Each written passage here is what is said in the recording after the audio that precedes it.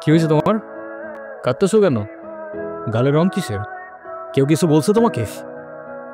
কেউ টাচ করছে?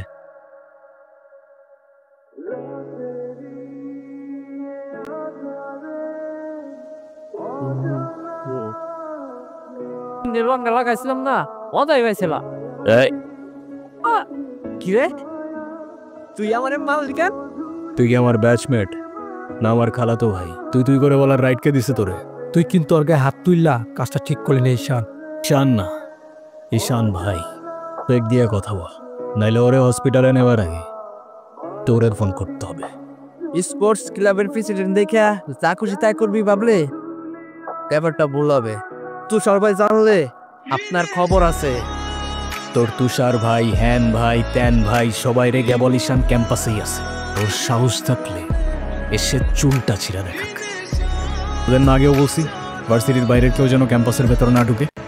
আবার কতবারই কইছি, কিছু কইলে তার চেয়ারম্যানের ছেলের বন্ধু উল্টা রান করে ছেড়ে দেয়।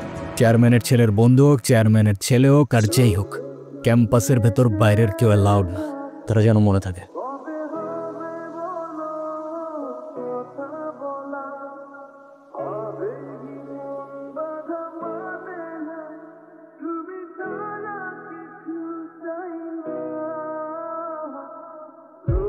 আমি তো ভয় পেয়ে গেছিলাম, বুঝলি?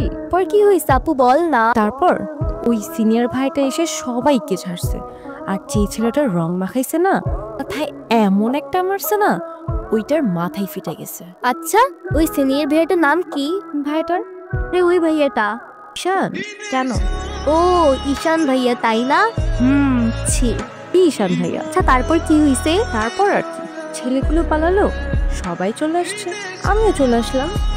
মানে তুই একটু থ্যাঙ্কস বললি না? না তো। মানে কি, একটা ছেলে তোর জন্য এত কিছু করলো আর তুই বোকার মতো কিছু না বলে চলে আসলি? তাহলে কি করা উচিত ছিল আমার? কি আবার, তোর সাথে সাথে ওকে প্রপোজ করা উচিত ছিল। এই, তুইও তো পাকা পাকা কথা বলতেছিস কেন? চা পড়তে বস, শুধু পাকা পাকা কথা।